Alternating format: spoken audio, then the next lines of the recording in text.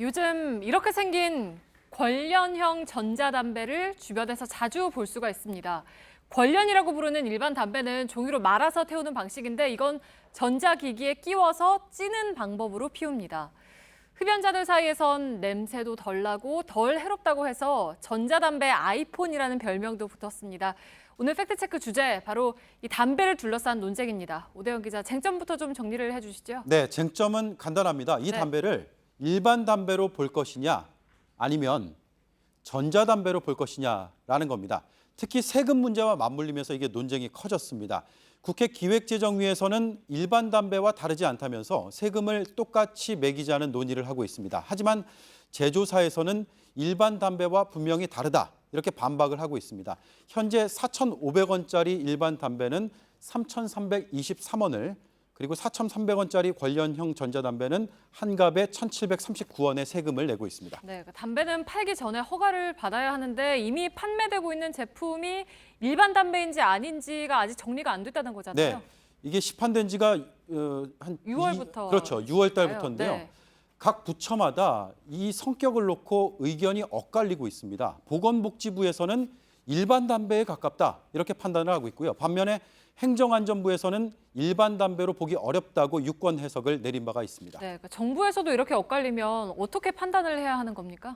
일단 현행 담배사업법을 보면 담배를 총 9종류로 이렇게 나눠놨습니다. 상당히 많죠. 관련형 전자담배를 어디에 포함시킬지에 대한 기준이 법적으로 불분명합니다. 그래서 제조사들은 상대적으로 세금이 낮은 파이프 담배로 등록을 하고 신고해서 판매를 하고 있습니다. 이렇게 법적 준비가 미비하다 보니까 국회는 법을 바꿔서 사실상 일반 담배로 취급하는 방안을 추진하고 있는데 자유한국당의 김광림 의원이 주도하고 있습니다.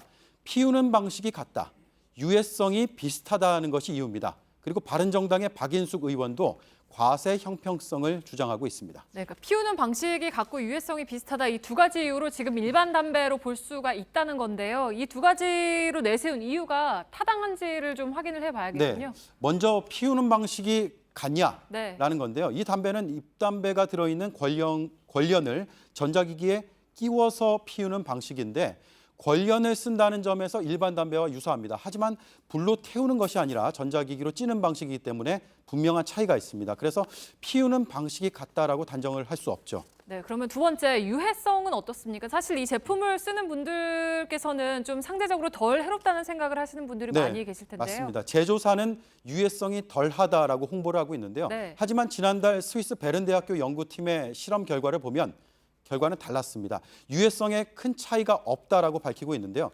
한 개비를 피웠을 때 아세나프텐이라는 화학물질은 일반 담배에 비해서 3배 정도 많이 나왔습니다. 니코틴은 84% 수준, 포름알데히드는 일반 담배의 74% 수준으로 조사가 됐습니다. 반면에 벤조피렌의 경우에는 4% 수준으로 낮게 측정이 됐습니다. 네, 그러니까 핵심적인 유해 물질이 확연한 차이를 보이고 있지는 않군요. 네, 그런데 여기에 대해서 제조사인 필립 모리스는 정면 반박하고 나섰습니다. 자체적으로 팩트체크의 형식으로 반박까지 했는데 베른대 연구 방식과 신뢰도에 의문이 있다. 아세나프텐 같은 경우에 반복적으로 측정을 하면 오히려 유해 물질이 검출이 되지 않는다라고 주장을 하고 있고, 특히 일반 담배에 비해서 유해 물질이 90% 이상 적다, 이렇게 밝혔습니다. 네, 완전히 상반된 내용을 내놓은 건데 그러면 공식적인 정부기관의 검사 결과 같은 게 좀 있습니까? 그게 있으면 판단하기가 쉬울 텐데요. 일단 한국에는 그런 판단 기준 근거가 없습니다. 식약처가 지난달에 유해성 검사를 하겠다고 밝힌 상태고 지금 준비 단계에 있습니다. 미국의 FDA도 제조사가 제출한 연구 결과를 놓고 신중히 검토하고 있는 단계입니다.